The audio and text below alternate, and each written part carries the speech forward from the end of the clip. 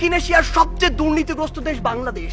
তারা বলেছে অন্তত আফগানিস্তানের পিছনে বাংলাদেশ রয়েছে, নেপাল, ভুটান এদের চেয়েও বাংলাদেশ বেশি দুর্নীতিগ্রস্ত দেশ। আপনি কেন এটি বলছেন না? বিগত 15 বছর ধরে আপনার দেশ থেকে যে পরিমাণ অর্থ পাচার হয়েছে তা দিয়ে আপনার দেশে 2 বছরের বাজেট দেয়া যেত। তৃতীয় বক্তা আসছেন সার্জিস আলম, তার নির্ধারিত সময় 5 মিনিট 30 সেকেন্ড। ধন্যবাদ বিজ্ঞ বিচারক মন্ডলী। বিজ্ঞ বিচারক মন্ডলী, আজকে পক্ষ দলের তৃতীয় বক্তা যেখানে শেষ করেছে সেখান থেকে শুরু করতে চাই।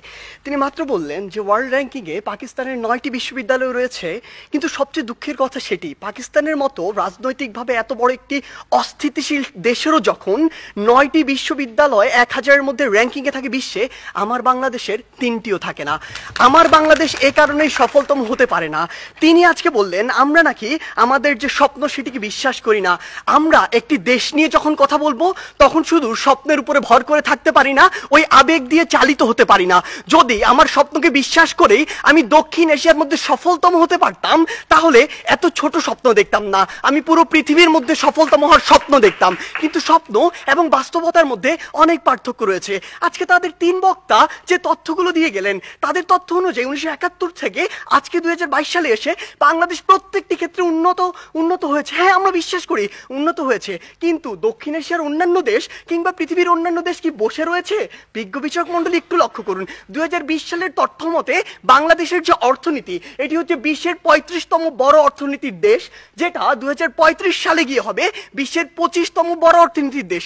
বাংলাদেশের উন্নতি হচ্ছে, হবে। আপনি যদি ভারতের দিকে তাকান, ভারত বর্তমানে বিশ্বের 7ম বড় অর্থনীতির দেশ, 2035 সালে গিয়ে ভারত হবে বিশ্বের 3য় বড় অর্থনীতির দেশ। ভারত আপনার দিকে তাকিয়ে বসে রয়েছে না, দক্ষিণ এশিয়ার অন্যান্য দেশ বসে থাকছে না, পৃথিবীর অন্যান্য দেশগুলো বসে থাকছে না। আমাদের কথা হচ্ছে যখন আমরা দক্ষিণ এশিয়ার সফলতম হতে চাইবো, আমাদের সামনে যে একটি ব্যারিয়ার রয়েছে ভারত, সেটিকে আমাদের টপকে যেতে হবে। কেন আমরা যেতে পারবো না, কোথায় কোথায় সে বাধাগুলো রয়েছে সেগুলো নিয়ে আজকে আমরা কথা বলবো।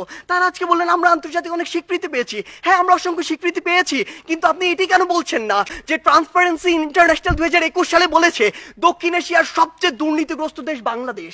তারা বলেছে অন্তত আফগানিস্তানের পিছনে বাংলাদেশ রয়েছে, নেপাল, ভুটান এদের চেয়েও বাংলাদেশ বেশি দুর্নীতিগ্রস্ত দেশ। আপনি কেন এটি বলছেন না? বিগত 15 বছর ধরে আপনার দেশ থেকে যে পরিমাণ অর্থ পাচার হয়েছে তা দিয়ে আপনার দেশে 2 বছরের বাজেট দেয়া যেত।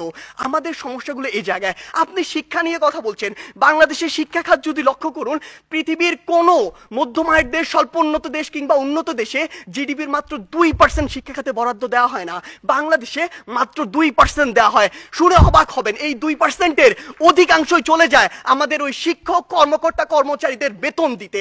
আপনি যদি লক্ষ্য করুন যে আজকে কেন ভারত আপনার চেয়ে এগিয়ে থাকবে, আজকে এই পজিশন দাঁড়িয়ে পৃথিবীর যত মাল্টিন্যাশনাল কোম্পানি রয়েছে তাদের যদি একটি তালিকা করেন, সেরা 10টির অন্তত 9টিই পাবেন যেখানে ভারতের যারা রয়েছে তারা সিইও, কিন্তু বাংলাদেশের একটিও পাননি, আগামী 10 বছরেও পাবেন না। এই ক্ষেত্রে গুরুত্বপূর্ণ কিছু কথা রয়েছে যেগুলো আপনারা উপেক্ষা করে যাচ্ছেন। আপনারা কিভাবে ভারতের সাথে তুলনা করেন? একটু আগে একটি হাস্যকর কথা বলে গিয়েছেন যে ভারতে নাকি 0.2 মিলিয়ন অর্থাৎ মাত্র 2 লক্ষ মানুষ বিদ্যুতের সুবিধার কাছাকাছি যেতে পারেনি। আপনি একবার চিন্তা করেছেন ভারতের জনসংখ্যা কত? 130 কোটি জনসংখ্যার একটি দেশ, আর আপনি 17 কোটি জনসংখ্যা নিয়ে ভারতের সাথে তুলনা করছেন। আপনি যদি 17কে 130-এর সাথে তুলনা করে সে অনুযায়ী গুণ করতেন তাহলে দেখবেন ভারত আপনার চেয়ে অবশ্যই এগিয়ে রয়েছে। আপনি আজকে কথা বলছেন বাংলাদেশের বিভিন্ন খাত নিয়ে, কৃষি খাতের কথা বলছেন। বাংলাদেশের কৃষি খাতের জন্যই আমাদেরকে আরো ভুগতে হবে। বাংলাদেশের কৃষি খাতে আপনি এই জরিপে আর আপনার এই পরিসংখ্যানে যা দেখাচ্ছেন, কৃষকের কাছে যান সেটি দেখতে পাবেন না। কৃষক আজকে তার ধানে আগুন পর্যন্ত লাগিয়ে দেয়। আজকে কি হয়েছে? আজকে হয়েছে যে পুরো বাংলাদেশের যে হাসপাতালের যে সিস্টেম, স্বাস্থ্য খাত, এটি 8 থেকে 10টি কোম্পানির হাতে, মানুষের হাতে জিম্মি রয়েছে। এটি থেকে বের হয়ে আসতে হবে। আজকে আমাদের ঢাকা শহর কেন্দ্রিক সবকিছু সেন্ট্রালাইজড হয়ে গিয়েছে, এখান থেকে ডিসেন্ট্রালাইজ করতে হবে। ঢাকা শহর পৃথিবীর বসবাসের অনুপযোগী শহরদের মধ্যে অন্যতম। এই অন্যতম হওয়ার যে কারণটি, এই অন্যতম কারণটি হচ্ছে এটি। আমাদেরকে এই জায়গাগুলোতে কাজ করতে হবে। আপনি ডেল্টা প্লেনের কথা বলছেন, আপনি প্যারিস চুক্তির কথা বলছেন। এই প্যারিস চুক্তি থেকে যেমনটি ট্রাম্প করেছিল, যখন ইচ্ছা তাদের স্বার্থ থাকবে না, বের হয়ে যাবে। আপনাকে আপনাদের নিজের স্বার্থ দেখতে হবে। আপনি দেখবেন ওই কার্টাগোনা প্রোটোকল চালু হয়েছিল ঠিকই, যুক্তরাষ্ট্র মনে করেছে যে পরিমাণ কার্বন নিঃসরণের লিমিট দেওয়া হয়েছে সেটা তার পক্ষে মানা সম্ভব না, সে বের হয়ে গিয়েছে। তারা সেইটুকুই লক্ষ্য করবে। তাই মাননীয় বিচারক মণ্ডলী, আমরা বিশ্বাস করি বাংলাদেশ অবশ্যই সফলতম একদিন রাষ্ট্র হবে, সেটি আমরা স্বপ্ন দেখি, কিন্তু 21 শতাব্দীর মধ্যে এটি সম্ভব নয় যখন আমাদের সামনে ভারত রয়েছে।